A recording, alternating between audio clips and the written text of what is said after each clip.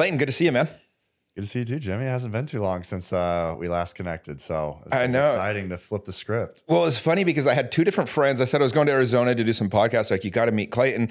I had no idea. I don't watch The Bachelor, if I'm being honest. And That's so why you have like 4 less gray hairs. Well, yeah. Dude, I had never, I started looking up your podcast and it was like mental health. It was like all this cool stuff. And then all of a sudden it's like Bachelor. And I'm like, it was like a few minutes before the podcast because I was the guest. So I was not like I needed to research much of what's going on. Right. And I'm like, wait, what the hell? Like, this is really cool. So, I mean, there's only been 28, 29 of you that have been The Bachelor now since they basically 29. started. Yeah, they're about to have their 30th season. So it's pretty cool when, you look at it that way. I mean, I've done a lot of fun things in my life and I don't often reflect. I do more so now in the last couple of years. I've started to really dive into mindfulness. And so I've taken a beat now to look at it and be like, oh man, you've done some cool stuff. It's pretty dope, man. Well, and it's funny because everyone wants to be famous until you get the other side of fame, which we will dive into. But bro, you have had some crazy things happen to you since you've been on The Bachelor. A girl just decides to tell everybody, will tell you that she's pregnant with your twins and all sorts of other stuff. I mean, that's pretty intense, dude. I don't think there's many things that are going to cause you more stress than somebody telling you they're pregnant with your twins. Yeah, I would have to say that was, although being on The Bachelor and being one of the more polarizing guys was challenging as well. I mean, I got hate messages, by the thousands telling me to kill myself and telling me I'm stupid and everything under the sun. But it was the compounding factor. So it was basically reality TV, The Bachelor, come off that, a month later get hit with a cheating scandal, which I dispelled within 24 hours. But I have a cheating scandal with a month later. So all that negativity comes right back in those 24 hours. Once I prove my innocence, doesn't matter. Damage is already done. I've already seen the words that people say. And then as I'm getting back on track, I have a public breakup 7 months later. That hurts. And then what do you know, a year later, I have the pregnancy scandal. And so every time I felt like I kept trying to climb out of the valley, I got smacked right back down into it. Well, and you even when you were on Bachelorette, was kind of an interesting time. It was coming out of COVID, and Bachelor had been under a lot of negative publicity because they didn't have enough people of color and other races and stuff. And so your episode did have a lot more diversity than normal. But then when you got called to be The Bachelor, a lot of people didn't like that because they were like, wait, why are we doing another white guy? We just had 5 black guys on The Bachelorette and people loved them. They were some of the last ones remaining. Right. And so you came into it with just like a lot of negativity. Yeah, and that's where I give the producers grace. Some people feel that they set me up for failure, but I don't know if they had a choice because the design of the show is to create an entertaining TV show. And so you do that by pulling on emotions. You either pull on love or hate. And people weren't going to love me. And I was chosen over 6 men of color, as the 8th guy. And so there was only one other white dude ahead of me. And so they choose me. And I was already in some deep waters, trying to basically prove my worth. And everybody felt really mad. Like, why did they skip over these men of color that were more deserving and made it farther? We don't know anything about this white guy. So essentially, whenever my season occurred on the filming aspect, producers couldn't do anything about it. They tried to get people to like me early on. I think they showed, on The Bachelorette, I had a good edit. But it just didn't resonate with people. They weren't willing to accept me as the lead. And so there was already just negativity swirling. And then that was when the producers said, listen, hate or love, this guy gave us quite a juicy season. We're just going to run him into the ground as the villain. Well, it's interesting. I did a reality TV show when I was like 25. I actually, it was, do you remember this show? Blind Date. They would put pop-up bubbles and make fun of people on dates. Probably you might be, how old are you? 31. So you're a little young. They've now, it sounds interesting. They do that now. It's come back where they pop balloons, I guess. So okay. Back on YouTube. Well, this was like when, editing first started and they had this show called Blind Date. It was hilarious. They'd basically just make fun of the people on the date. It was a blind date. They totally set it up. And I was like, this is really funny. And I'm in Utah. I'm like, this would be even funnier if it was just had like a Mormon spin. Yeah. And so I'm like, I'll just make it here in Utah. I don't know who I thought I was. I make this TV show and it works. Really? I ended up getting 2 seasons. Yeah, we were like the highest rated show in Utah. But my point of that is I could make almost every single date look as good or bad as I wanted because I was the editor. Yeah. I literally could fix this thing so that I could make the guy look stupid. I could make her look interested or not interested. It was pretty crazy what you can do when you're taking 4 hours of a date and putting it into about 12 to 15 minutes, you know? Yeah. So, I mean, imagine 1 2-hour episode of The Bachelor encapsulates 4 days of filming at 16 hours apiece. That's what, if I do my math right, 64 hours of film packed in 2 hours. So for me, whenever it was aired, I felt that they left out a lot of context, but they had no choice. You know, it's like we can only show, you know, what's the juiciest content in these 4 days and pack it into 4 hours. So, or 2 hours. And so there was a point at which, you know, my lowest point of the season was where there was an argument that was shown, and they basically took the final 5 minutes of me getting very upset, visibly upset, and raising my voice. And it made me, you know, to appear to some people to have no emotional control and to be verbally abusive. I mean, I had some people mention that, but it was a 4-hour conversation, you know, and I kept saying that, but it didn't matter. It's like what was shown. I said, that's a 4-hour conversation. And I was being, you know, at that point told, I can't keep talking. You have to basically end this right now. And so I felt flustered and felt that I was losing someone I really cared about. And so I started to get agitated and started breaking the fourth wall and telling the producers, chill out. And like, this is, you know, I get to, no, it's on my terms. And they're telling me, no, you're done. Like, wrap this. And so I got, you know, visibly agitated. And, but that was just, so then people see that and they're like, this guy's got a short fuse. And I'm like, no, I don't. That was a 4-hour conversation and all the pressure I had on me, you know? And so I give myself grace now, but at the time, whenever all the messaging came in, I believed it. I got thousands of messages and I thought maybe I am a monster. The good thing is that I actually had areas in my life that I could improve within. And so through getting all of this blowback, there was a lot of unconstructive criticism. But then there was some constructive within there. And I started to find that and realize that I could just be a better person. And so that was a blessing. That's cool. I try to do that too. I'll get negative blowback sometimes, whether it's on, you know, Reddit or whatever else it might be, just because I can be kind of polarizing as well. And I always ask myself with each thing that I see, if I see it, I say, okay, hold on, is there truth in this? Yeah. And that's the question I ask myself. I'm like, all right, is there truth in this? And the parts that are mine, I own, and I'm really good at the things that aren't. I'm like, okay, that's not me. Yeah. I'm not that way. I don't believe that's, you know, how I am. That wasn't my intention. That wasn't my motive. And I just get really real with myself. Yeah. And it does become very important to help you just become a better person. Well, I love that for 2 reasons. One, you know, you're giving yourself grace and you're not accepting things as just as truth, just because they're thrown out there on the internet. And I do that same thing. I'm like, is there truth in this? The other thing I say is, who is this coming from? So if it's coming from a stranger, I have to be careful to really attribute too much weight to that comment. I used to do that as a people pleaser. Everyone's words mattered. And I remember thinking whenever the show came out and I got a negative comment, that negative comment held the weight of 50 positive comments. That's how fixated I was on trying to be liked. But now I get to a place where I look at it and I usually just laugh it off, because I'm like, if you don't know who I am, then you don't know me. So this comment is likely coming from your ego and from a damaged internal place. Well, in the Bachelor fans, it's a lot of women that have had negative experiences with men that, and you represent masculinity. You're a very large man. You represent a lot of the types of traits that maybe they've been hurt by. And so they're going to attack you because they can't attack him. One of my best buddies, Chris Conran, he was on the season before you. I know his name. And he's just, you literally cannot find a better human being, dude. And so after he didn't had a successful outcome, right? He didn't make it past the first night. No. But didn't he go on Paradise if it's the guy I'm thinking So then he went on Paradise. Yeah. So this is what I was going to say. And so he ended up meeting his now fiance on Paradise. But they made him look horrible. They made him look like a total jerk. And when you get his take on it, dude, they wouldn't let him out of the room till he basically hooked up with this other girl, like made out with her. And he was like, Jimmy, they literally wouldn't let me out of the room. And I'm not saying this, like, I have a lot of friends that are good guys and great guys. He's one of the best humans I've ever met. And they make him look like a horrible human being. And that's when I went, okay, I will never take just the word of the, you know, the TV or how they've edited this, because if they can make Chris look bad, they can make anyone look bad. Yeah. And, you know, actually, he had reached out to me, I think it was right when I came off the show. And I believe he was extending an olive branch, basically saying like, hey, man, I know these shows can be tough. You know, and at the time, I want to say we were living in the same area. I think maybe it was in Missouri, but I can't remember. But he was like, hey, we should meet up sometime. Well, I was so angry at what happened on the show that basically anything that was adjacent to it, I was like, get away from me.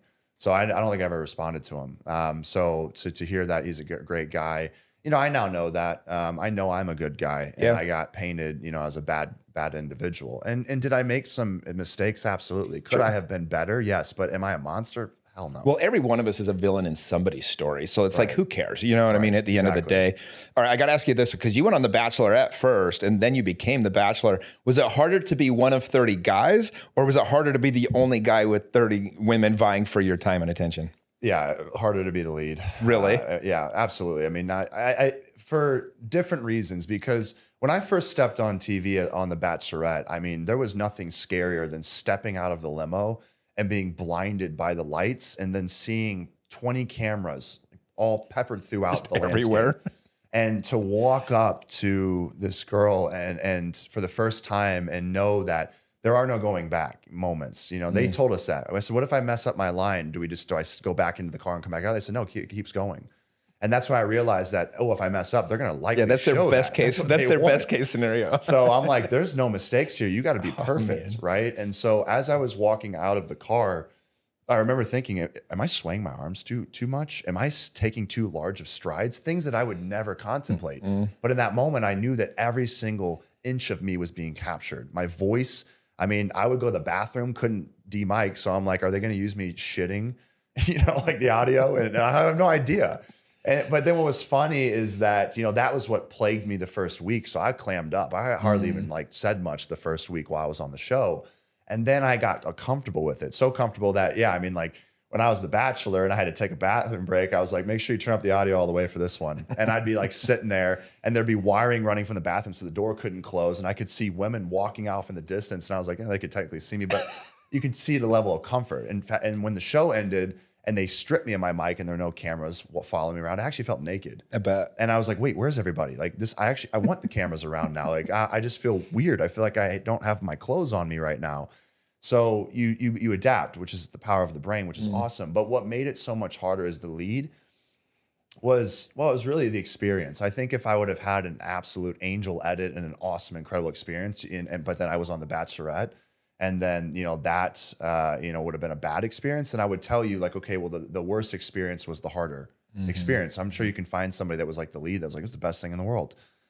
For me, of course, with how challenging it was as the lead to like, I was in the know until I wasn't, you know, I was pretty conscious of what was occurring around me. I was being told, okay, here's today's date. Here's where you're going to go. But then at the end, it was just like, there was no communication happening between me and producers. So is that on purpose, just to cause a little bit of confusion? And well, I imagine potentially, yeah. I mean, psychologically, you go from being told everything to told nothing, and then you're in your head, and you can't talk to your family or friends because you're cut off from all of society. So at that point, you're relying upon your intuition. Well, I didn't trust my intuition at all. I didn't trust myself. I had no self-love, no self-confidence. At that point in my life, I was not living my authentic life. You know, for who I was living a facade that I thought society would accept. So, you know, when you cut off all communication at that point, you're like, what do I do? I mean, I don't even know what I should do for myself. So what should I do to make the producers happy, the women happy, the audience that's watching happy? And those were the three things I focused on, not what made me happy. Oh, which is a recipe for disaster. Yeah. And so, I mean, that put me in a really, really tough spot. And I ultimately did what I thought was best to keep the producers happy. Well, being the lead on The Bachelor is like the nice guy's nightmare situation, because what happens to the nice guy is he's going to try to do what he thinks is going to make everybody feel the best in the moment, but he abandons himself and he doesn't actually consider, you know, the most attractive trait anybody can have is to be unapologetically themselves, to really own their own space, to be able to have tough conversations, where that might look like. And I'm not saying you didn't, but at the same time, if you're trying to appease everybody, there's a sense of self-abandonment there. And it ends up kind of what happened with you a little bit. For those that haven't, you know, seen the season, and this is kind of an interesting thought I have, because you end up falling in love essentially with 3 girls, or have some love for 3 girls. I've always said, I think men, biologically, I think we're designed where we can love multiple people at a time. I think if you just think about it, everything is kind of a reproductive and survival instinct. And for men, they can spread their seed a lot of places to help reproduce. Versus a woman that can only correct, and a woman can't. So I think that they're naturally more inclined to be dead set on one person, whereas males, you know, it doesn't mean it's right or wrong. I'm just saying, for the sake of a show that's designed for you to try to connect as much as possible, as quickly as possible, with as many women as possible, I do think you can catch some real feelings. I'm not saying you loved all three, but I think you caught real feelings for several of them. Well, I will say you can fall in love with multiple people because I did it. Yeah. So if you give yourself permission to, I mean, really, if you believe you can do anything, you can do anything. That's fair. Right? I mean, at the end of the day, life is all about a perspective. So I fought it for so long. I'll never forget a producer asked me on day one on the show, could you see yourself falling in love with multiple people? I said, hell no. I said, why is that? I said, because it would be an absolute train wreck if I got to that point. And that's exactly what happened. I mean, the moment that I knew I was in love with 3 women, I'll never forget, I was on an elevator. I wasn't filming at this point. I was like getting ready to go get mic'd up for the day. And I was in Iceland. And I all of a sudden started laughing uncontrollably, like hysterically laughing. And the producer's like, what are you laughing at? And I was like, I'm so screwed. They said, why? I said, because I just realized I fell in love with 3 women. And they were like, get him into a room right now. You know, they were like, oh my gosh. And because at that point, I had given myself permission to do so. And the women weren't giving me permission to fall in love with multiple women. Like, as I found out, they weren't happy with that. But they were giving me permission to explore other relationships. You know, each of those final 3 women said to me verbatim, I want you to explore the other relationship fully, or other relationships. And so I was like, okay, well, I'm about to go. You took a woman's word for what she was saying. And I took that literally. Going into fantasy suites, I'm like, you just told me this right before fantasy suites, so I assume at this point you're saying explore it physically. Does this not happen on every season though? Like, I'm assuming. Many, yeah. Why did you get so much criticism? Because I thought about that. I'm like, oh, man. Why are the women mad? They went to the fantasy suite, dude. It's like, you know what I mean? It's like they have to know. And then I was like, this has to happen every season. I don't understand why you were getting so much blowback because of it. So I'm going to tiptoe here cautiously because there's a point at which my ego will jump in and want to make claims that may or may not be true. Fair enough. I am biased, so I'll just say, coming from a place of bias, most people had never been as transparent as I had been. So that was the first part of it. I just came out and told people that I was intimate. You know, the 2 women, I was intimate with 2 of you and expressed feelings, loved all 3. Which, when you say that to somebody that's in love with you, you know, it hurts. And at that point, you know, the women and the audience watching was thinking, how could you say this? You absolutely emotionless monster. And I said it with a deadpan face. I didn't show emotion because, well, I grew up basically in a tough environment, you know, an old school environment where men didn't show emotion. I'd done all my crying the night before when I knew that I was going to have to break the news with these women. So when I showed up, though, it was like, you don't cry in front of women. That's behind closed doors. Real men don't do that. I mean, I didn't see my dad cry more than twice in my life. And so, you know, people saw that and like, this monster, you know, shows no emotion. And I didn't show emotion, but the problem was they didn't know who I was. And the other part of it too is the projection of a lot of these people's insecurities and looking at a emotionless, cold man in this moment doing this. And then they started to attribute everything else that I had done to, they started basically making assumptions. He told these women he loved them just so he could sleep with them. I did not for a second do that. Like, I didn't need to sleep with any of those women if I didn't want to. But I ultimately was like, hey, if I'm going to get engaged, I personally believe that I need to make sure there's sexual compatibility. Because if there's none, no matter how much I like this girl, I can't marry a person that we don't have any sexual chemistry. And that's just my personal belief. Some people are like, hey, I could go entire life without, you know, and never be with someone, you know, intimately. But for me, that's a massive part of my relationship. So, and when I was given permission by the women to explore the relationships fully, and I took that, I made the assumption, should have asked more questions, but I jumped right into like, okay. And I went and explored the relationships. And so what happened was there was a lot of people that were angry and saw me as this very masculine man, stature-wise. I'm a massive man. And they attributed me to being like that stereotypical douchebag that tells women what they want to hear in order to get what he needs out of them or wants out of them. And that couldn't have been farther from the truth.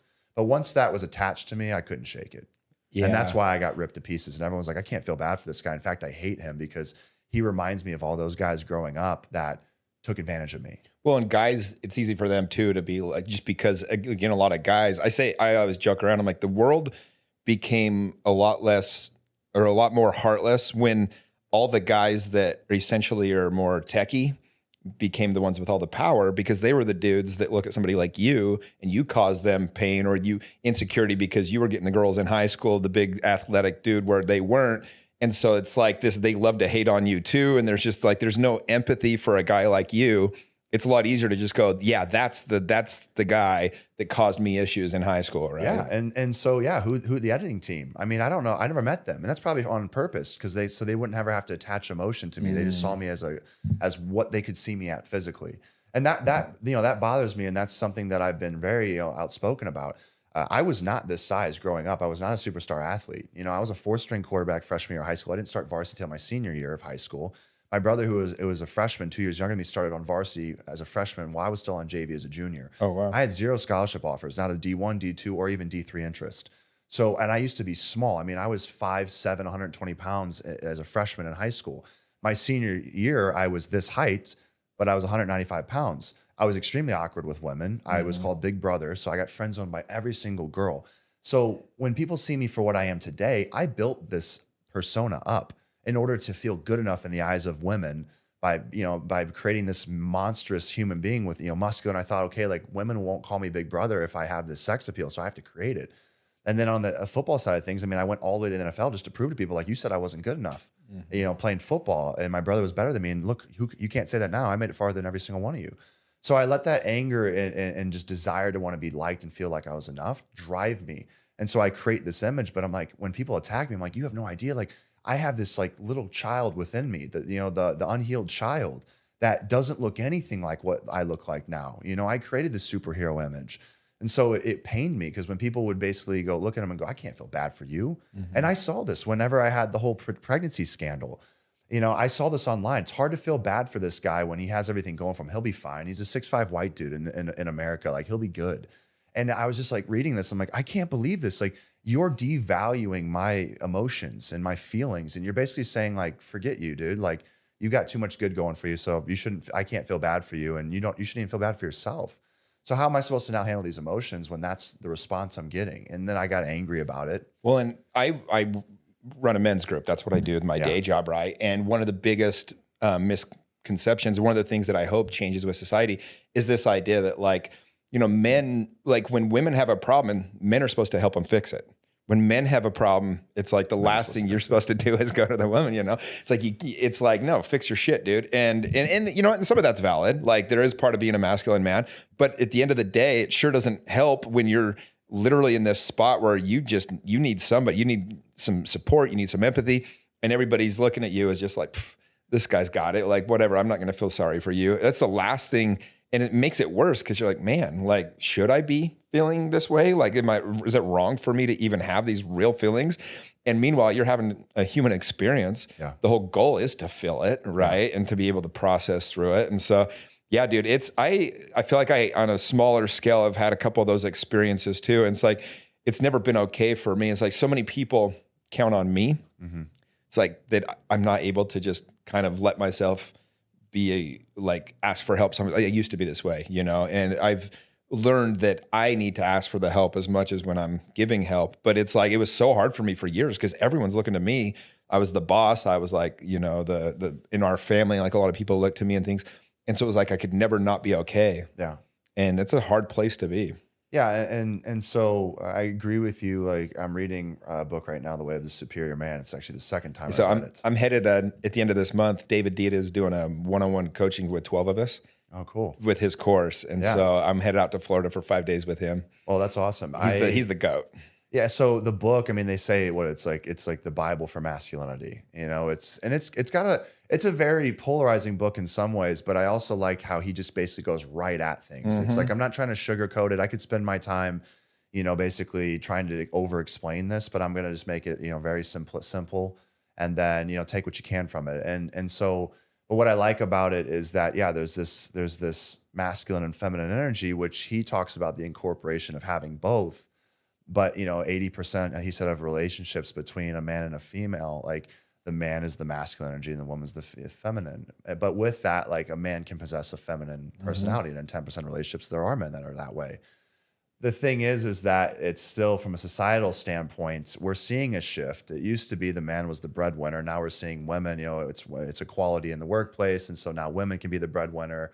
And so now you're watching a shift occur. And so now men are taking on some of the feminine energy in some situations where the woman's the CEO, the man stays at home with the kids. And there's really no right or wrong way to go about it, but it's the balance between the two. it's just as interesting, you know, as men. I hope that people can use your example, because one thing I really appreciate about you is you've been very open about a lot of this stuff. Like, you've talked about it and you've said, hey, I screwed up. I had insecurities. I was this, you know, my inner child was screaming the whole time on the show. I was trying to be liked. I was trying to just, you know, appease everybody. And when you're put in that position, that's a lot of energy coming out of you. It's a lot of emotion to hold. I mean, you're literally holding emotion for half a dozen, if not a dozen women at a time, legitimately, you know, another 15 that are like side characters. But was there a moment on the show where you were ever like, was there either a moment where you're just like, what the hell am I doing here? Like, why did I sign up for this shit? Oh, at all points. But the show moved so quickly that I didn't really have time to decompress. In fact, I remember I always felt like I was journaling, which was awesome. I learned that on The Bachelorette. I had a roommate, so they would put us in groups of two in a room. And so whenever the camera stopped rolling, you'd go back into your room. And my roommate's name was Brandon. And interestingly enough, like, him and I didn't connect the first week on the show. I didn't really ever hardly talk to him. He was talking to the other guys. So they put us in a room together. And I'm like, this guy probably is just bummed that he's with me, because like we haven't connected whatsoever. But then, you know, he loved to talk and he loved to sit up, and he didn't really care about sleep, and I did. But we would get back at the end of the night, he'd want to chat. And so we had these pillow talks, is what we called it. He wouldn't let me go to sleep. He'd be like, yo, no, we're staying up and talking. And so I was, you know, I love talking too. So we just start talking about this whole experience, how crazy it was. But one night he was sitting there and he was writing in his journal. And I was like, is that a diary? And he's like, looks at me, he's like, yeah, sure, call it whatever you want. It's a journal, but yeah, you can call it a diary. And I was like, you write in that? And he's like, yeah, obviously. And I was like, interesting. I was like, has that helped you? He's like, oh, bro, so much. He's like, it's done so much for me. And he's like, you never done it? I said, no, man, to be honest with you, like, whenever I even thought about writing in a diary, I'm like, diary sounds girly. So I just never thought to write it. He goes, well, then just call it whatever. Call it a journal. Say you're writing down a piece of paper, but just do it. Because it can really help you, you know, be able to like have an anchor point, go back, reflect upon, you know, what you wrote in the past, but also just get out. Just get the thoughts out of your mind, so your mind's not holding them. So I did that on The Bachelor, and what was cool about it was, you know, I was able to get things out in the present moment, but I didn't have time to go back a day later and read back, and like, so some of the stuff that I was writing down and the questions I had, I couldn't address it, because what would happen is the next day I would have 5 new questions present or situations play out, and I'm like, well, I still haven't even solved these problems from a day ago or 3 days ago. So I remember thinking I was 3 days behind. I could never like catch up because so much was happening. I mean, I was filming 16 hours a day. And to your point about just the complete chaos and the switch in emotion, I would have, you know, a woman come up to me and pull me aside, you know, steal me for a chat, and she'd be happy. So the conversation would be great. 5 minutes could pass. Another girl comes in, can I steal you? So she comes in, she pulls me aside. She's upset. So I go from having to talk to a woman that's happy to sad, and then the next girl comes in and she's stressed, and the next girl comes in and she's angry. And the next girl comes in and she's like, oh, by the way, like these 2 girls are fighting right now. So now I'm like, oh, so I got to run over there. And so it was this constant shift. And I guess the closest thing I could relate it to is imagine if you, and most people probably haven't had this experience, but if you were dating a person with split personalities or multiple personalities, that's what was happening. I had to quickly shift gears, going from like, I'm laughing with you to having to be super serious with you because you're upset. And then I have to go back to laughing, you know, but then like you were upset. So when this girl runs in and steals you, you walk away upset. And so now you're going off and you know, and now you're antagonizing the other women. So now that's building up. So I'm hearing, you know, murmurs of, oh, hey, by the way, this girl comes up and she's super happy. But by the way, oh, she decided to cause some drama. So that's stirring. Okay, now I'm with you in this moment, but I'm trying to stay here in this moment because you're all happy and telling me about how great things are. But you just told me that everyone over here is going, you know, things are falling to shambles. So it was just like, how do I stay present? But I got really good at compartmentalizing. Yeah. So that's what I actually became really good at. And I've taken that sense from the show, and there's good and bad things about that. But what I had to do is basically, when I'm with you, I'm only with you. Mm-hmm. So when it came down to the final 3 women, people said, you know, how could this guy fall in love with 3 people? And it's like, well, because I gave myself permission to, and the women gave me permission to explore the others, you know, relationships fully. And so once I did that, then it became, well, I owe it to these women to be fully present in this moment. So whenever I'm on a date with this girl, I can't be thinking about the other girls. So I basically got to a place where I'm like, okay, the second I see her, you're here. Nowhere else, all the other stuff, you know, you're present, which was awesome. I mean, I was really, you know, compartmentalization, I was really focusing on the power of presence. But that also became dangerous because what could happen was I could basically be in my very best moment there and then build a stronger relationship. And then once she left, I'm like, okay, the other women, okay, now like there's other women here, in play. And so then, but then I would go on a date with them, lock back in. And so I was making these really strong connections, and I knew I was in trouble because I remember I was standing on the black sand beaches of Iceland. And I remember looking at one of the girls that I was on a date with, and I had the thought in my head that like, I don't want this to end. I want to keep dating all 3 of these women. And then I instantly go, my ego was like, what do you mean, dude? You can't do that. Well, I've never been on the Bachelor, but we used to do these Lake Powell houseboat trips. And I had this theory, like I'd always gone on other people's trips and they'd have even girls and even guys. And when they would do that, the same 3 or 4 girls are getting hit on by all the guys. So the rest of the girls kind of get bitter and they start, kind of being bitchy. Yeah. And so I had this genius idea. I'm like, I'm just going to invite way more girls than guys. And so we threw ours, I think the first time I did, it was like, we'd have like 12, 13 guys and like 25 girls. And so what happens is the girls, instead of being like, why is no one hitting on me or whatever else, they just go, well, there's just not enough guys. So they all start becoming close friends. But my point of this is like, you would be very present with them. The same kind of thing with The Bachelor, where you didn't have your cell phone. We live in a world where it's so scarce that we're actually that present, that when you are, you really make deep connection. And so we would be up the canyon with no cell service. So you're spending all day going from conversation to conversation with different girls. And I would go home from that trip, and I always had a theory, like, people probably just assumed our trips were these orgy fests. They weren't. I think like once I ended up hooking up with a girl of like 10 trips. Yeah. My theory was I want to connect here.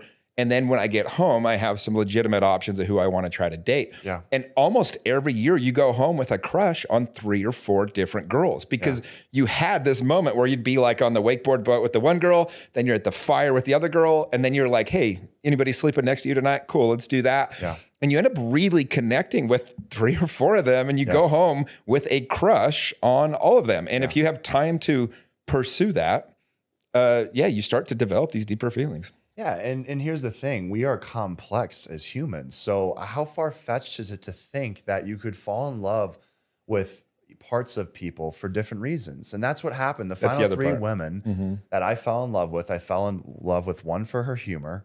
I fell in love with one for her intellect. And then I fell in love with one for her presence, her ability to really be fully there and present and make me feel like, I was the most important person in the room.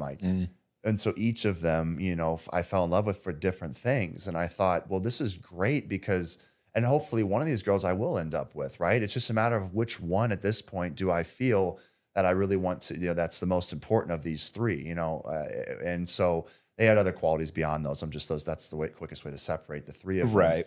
And so, but ultimately I thought, man, if there was a world in which I could extract the best of each of them and find that in one person, that would be incredible. Well, and it's kind of screwed up because for the time that you're on the show, you can. So you're kind of you're kind of convincing yourself that this becomes a norm when it's like, no, this has to end eventually. Yeah. Of all the women I was going to ask you this, of all the women that are there, how many of them legitimately you think are interested in you versus have ulterior motives? Can you feel the difference? Yeah, probably a third, I would imagine. So 10 of the women. A third are interested. 10, were actually interested. Yeah. And then I would say there was, the rest of them, like there was probably 10 that weren't interested at all.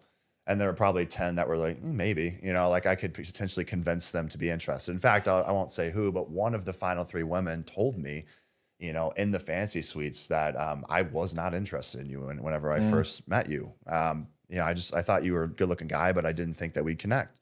And I slowly over time grew into liking you and your energy. And so, and I appreciated that. And in fact, I loved her vulnerability. That made me like feel even more safe because, I really like, it's more honest. And 3 days prior to that point, there was a girl that I'd sent home because a bunch of women came up to me and said, this girl has basically been lying to all of us and saying that you're going to end up with her, but she basically has been playing you this entire time, doesn't actually like you.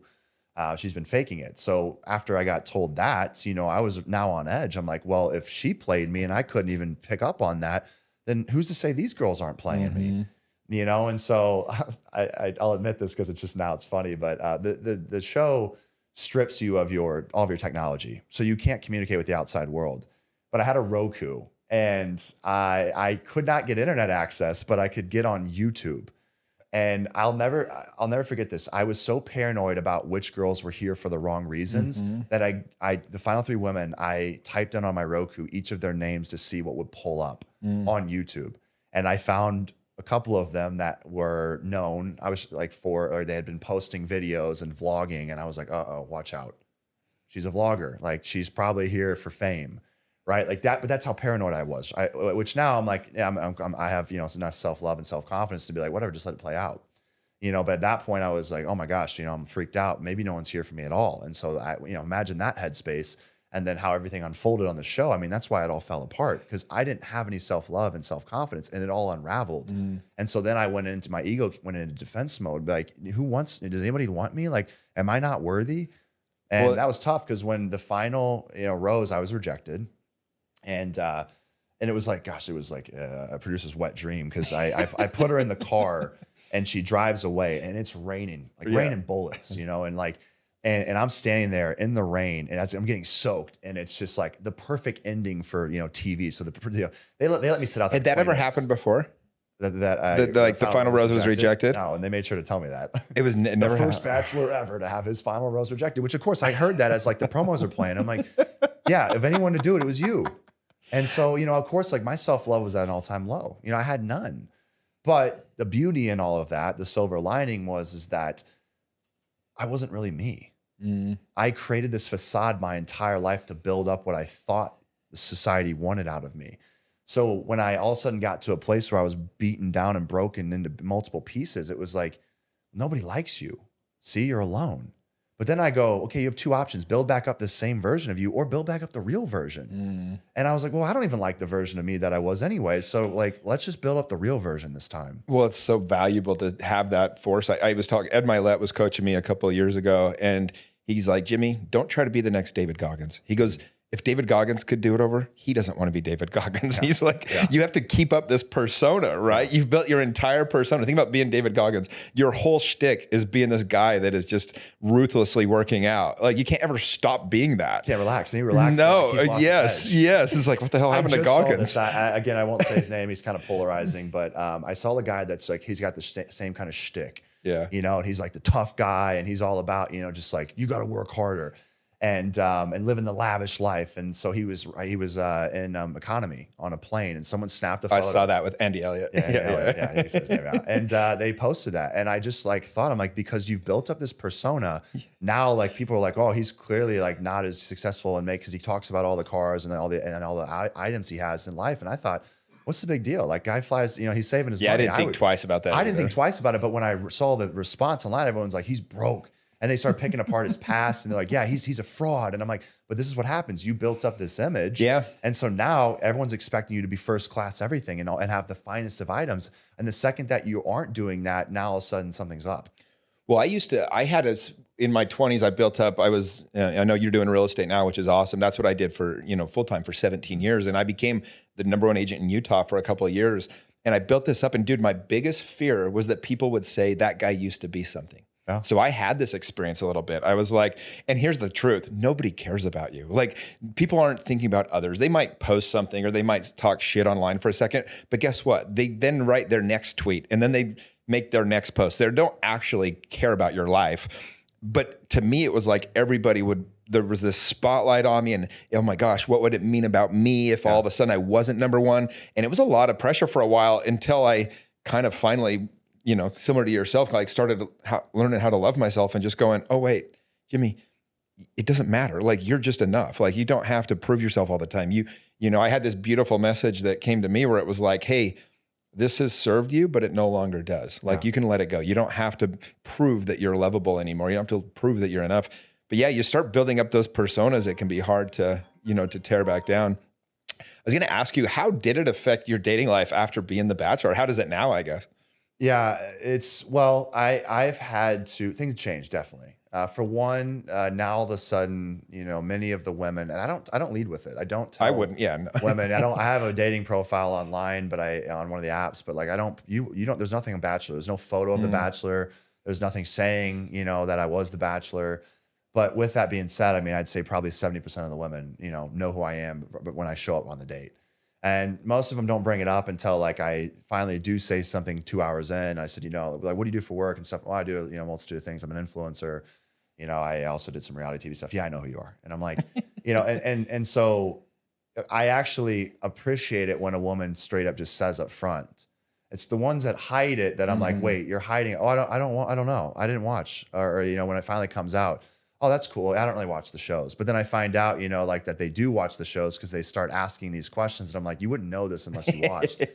You know, so why did Sinead do this on the season? And I was like, I just started watching it like since I got to know you. I was like, no, you probably, you know too much already. Yeah. And so then, you know, your guard goes up because you start to say, okay, why is this person out on a date with me? Is it because of who I am or what I've done?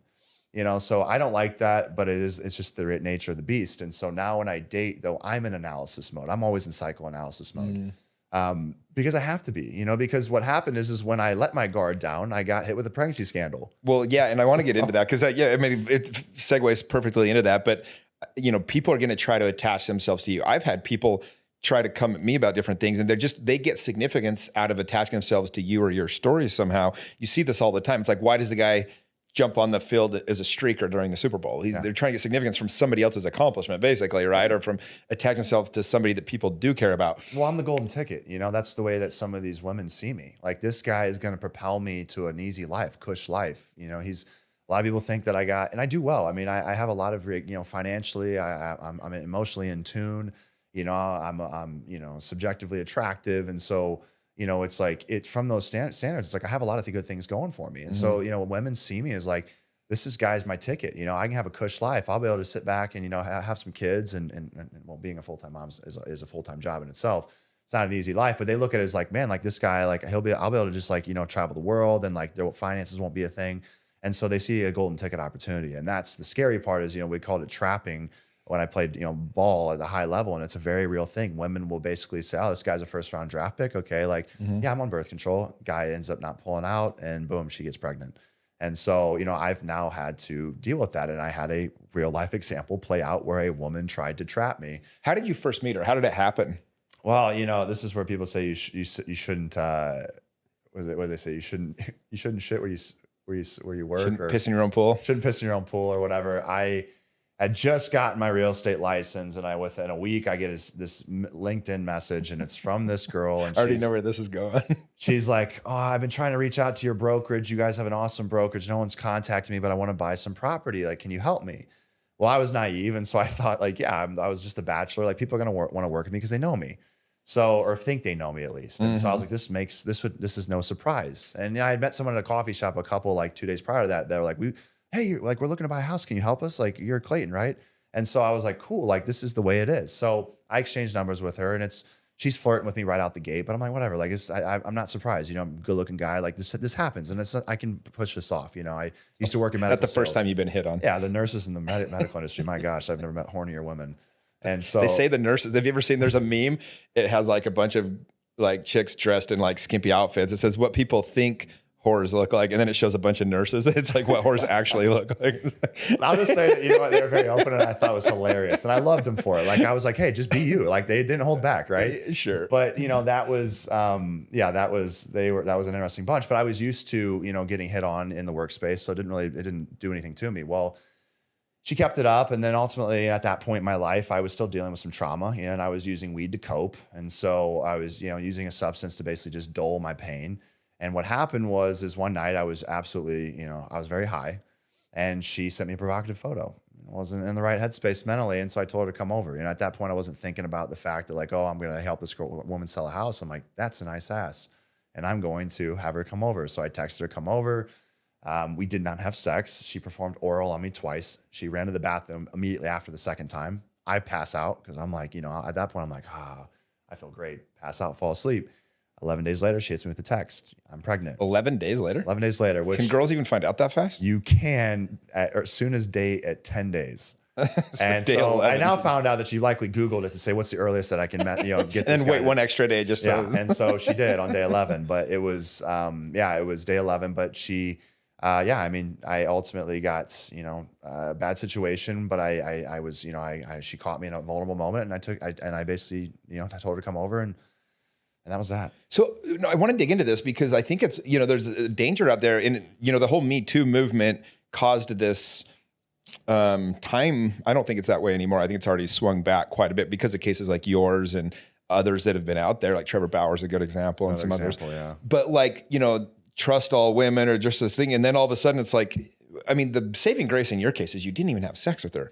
It's like you had to know intellectually, like there is no way this girl is pregnant. Or did your mind start messing with you? It messes with you because she claimed she was and sent pregnancy tests that were positive. I had her take one at my house and it was positive. And I was like, how? Like, I didn't have sex with you. And she's like, well, when you know, like when we were like on top of each other, because she's like, in between the first time that you came and the second time, like we were grinding each other naked, and you had some fluid that had like, you know, had gotten it on into me. Like I felt it down there. And I was like, no, there's no way. Like I would have felt that. She's like, no, there was like leftover, which, and then she said like, no, you like pre-came. And I was like, no, I didn't. Like I was high, but I remember.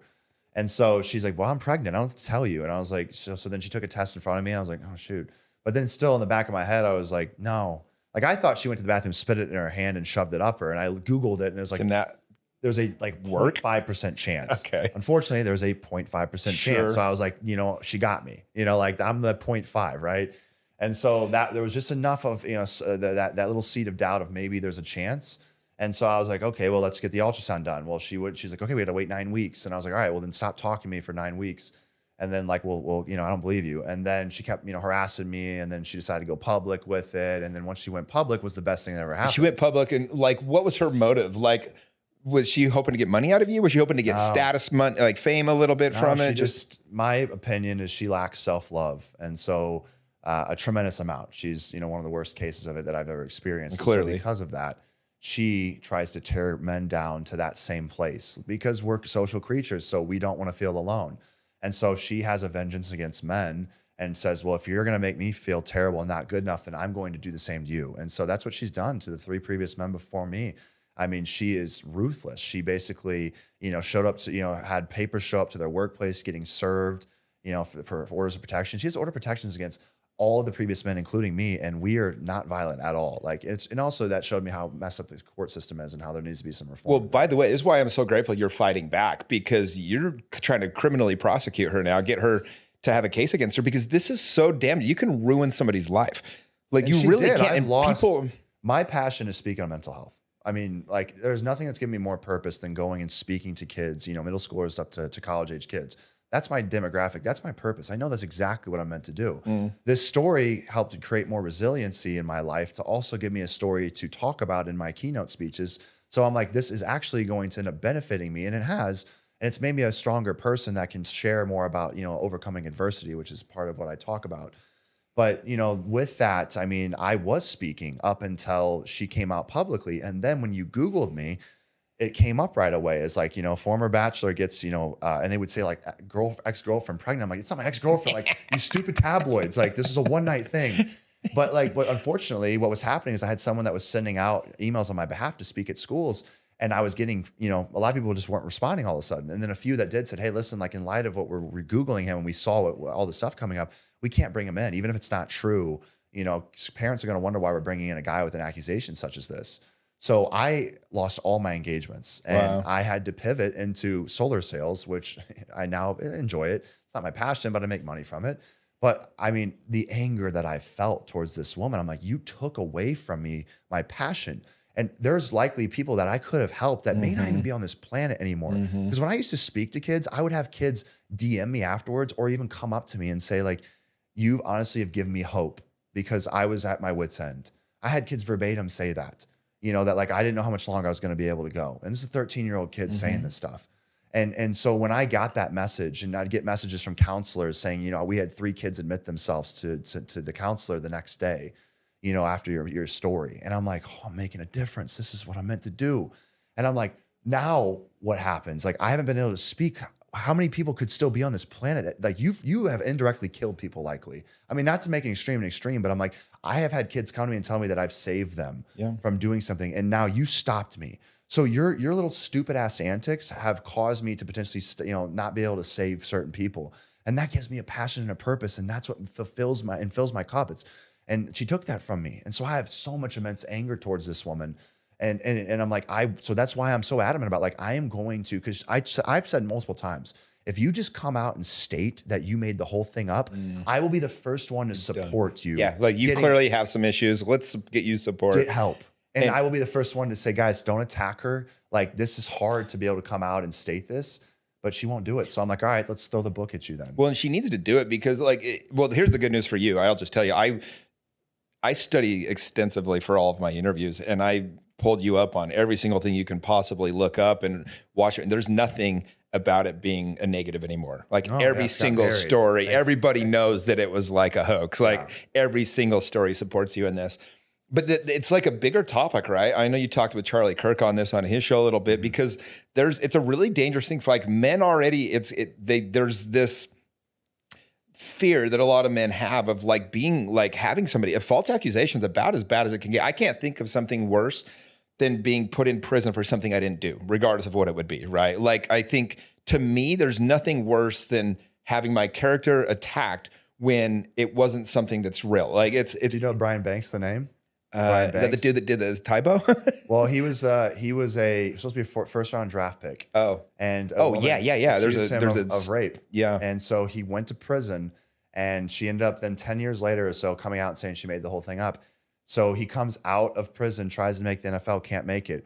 He was going to be a first round draft pick. That woman destroyed his life off one false accusation. And last I saw, she didn't face any time. Like, so she put this man in prison for 10 years. And then never had to pay. She couldn't pay him back. She didn't have the money to pay him back the millions. Completely changed this man's life for the worse, and off of a false accusation. But it's basically like he served, even though he was innocent, didn't matter. Right. He basically paid the price as if he had done the crime. And what really agitates me, and this is the frustrating part. I go on Charlie Kirk because he's was a big platform, and I'm not really actually into politics whatsoever. I'm not on one side or the other. And so someone asked me, do you want to go on his podcast? They were close with him. I was like, who's that? And I go, now I know who he is. I mean, especially now with the new presidency, the man is like right there. I mean, at the political forefront. But, I go on the show and everyone's like, he's a men's rights activist. And I'm like, shut up. Like this, I'm not a men's rights activist. And also I'm not a hardcore Republican either. I went on this platform because I was trying to get the story out there, because so many of these platforms would not take my story. And I'm trying to like get the story out there to stop this from happening. This is the truth, but it's like if the roles were reversed and it was a man doing this to a female bachelorette, this story that guy would have gotten shut down so quickly, and she would have had so much support. And I'm like, this is the frustrating part, is like, we have to switch it back. The Me Too movement took it far in one direction. And now we're trying to recorrect, and get it back to the center, because anyone can be a victim, whether you're male or female. Like anybody can be a victim, and that's the way it needs to be seen. Victims are victims. And what bothers me is like, I was really agitated because I was talking to somebody that's high up in the court systems, and I was like, why are they not, throwing the book at her already? And they're like, well, because, they have to be careful, because, the fear is that if this woman gets prosecuted and spends 6 to 8 years in prison, then now that's going to stop more women from coming forward and basically naming their, or saying, hey, this man did something, wrong to me, because they're going to be fearful. Like if the courts don't believe me, then I'm basically going to have to go do the time. And so that's why they're like, so that's why we don't want to discourage women from speaking up. So that's why like we don't want to basically pin it on a woman and make her serve time, because at that point it becomes, if the courts don't believe you, you can be charged. I'm like, yeah, but what about the reverse scenario? Like these women, falsely accuse a man and it destroys his life. So I think like, again, if you're going to go the court route, you better be ready to like stand behind it. And yes. And if you're telling the truth, though, to me, I think the truth always prevails. I don't think there's a scenario where like a woman comes and shares her story and then ends up faces prison time. Until that happens, where she's not believed, and then we find out 10 years later, like then we go, okay, maybe we've went too far the other direction, right? But I don't know of a single case. So if someone educates me on that, I'll eat my words. But I'm like, right now we're getting men that are getting placed in prison that never did anything wrong, or getting falsely accused and having their characters assassinated and destroyed. And then what's the repercussion for that girl?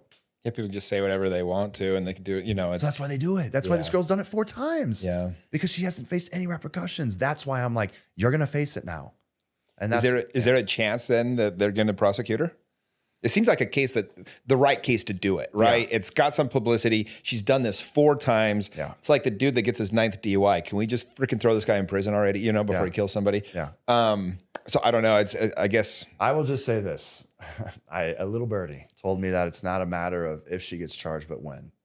Cool. So I'm holding on to that. And if that doesn't happen, I'm not going to just roll over and take it. Like we have, I'll just say this, like there is a documentary in the works So if she does not get prosecuted, guess what narrative will be told, and a deeper story will be then dove into from that point. Well, it's such a fascinating story too, because of your background and The Bachelor. It all plays into it, right? It's like it's the perfect story to put attention to. So this if that's thing. the ending, that like she gets off with a slap on the wrist, like, okay, well, that's going to be then the focal point of that documentary. And like, I'm not just going to lay down and take it. I mean, at this point, I'm like, no, we're going to make some change occur. You know, I didn't want to be the social justice warrior, and I still don't really want to. But I'm like, but now I have a story that I can relate to, that I can create change with. And I'm not super adamant about like going the distance. I'm not going to go, knock on the White House, the front door, and basically try to create change. But I'm like, but if you slap this woman on her wrist and you do not prosecute her, oh, I'm going harder. Like because I'm going to make sure that this does not happen again to the next guy. Well, dude, have you never been falsely accused of something? I mean, I've never been publicly falsely accused or anything like that, or nothing like that was legal or anything like that. But like I've had somebody just tell somebody else something that made me look horrible if true. And I remember like being so offended, like that didn't happen. What the hell? And so I recorded a phone call and called her, and she admitted on the call that she just likes to take down powerful men. And then her boyfriend at the time also came out and was like, hey, she's been telling people she's this thing, she made it up. Like he had my back too, thank God. Yeah. And she had been sending me a ton of like naked photos months after she assumed this thing, or told the other person this thing had happened. And I just remember thinking to myself, like, thank God I can cover my ass here. But like, and it wasn't, she didn't even go public with it. She just was telling a few other people. But I remember being like, holy shit, like it's very threatening. It just feels very like pressurized. It's just, and it's a if tough one. If you don't have evidence, I mean, it's your word versus theirs. And unfortunately in today's society, the woman's word gets taken more than man's. That's just the way that things have shaped out, I'd love to see a world where neither side is taken until the facts are taken into account. Unfortunately, with X, or formerly Twitter, and all these other ways of disseminating out information. I mean, when that first story from The Sun, when they were the first ones to publish this false, story, but to them, they were like, we have to publish it for what it is. We're just journalists. That went online, and I mean, immediately my reputation was tarnished within minutes.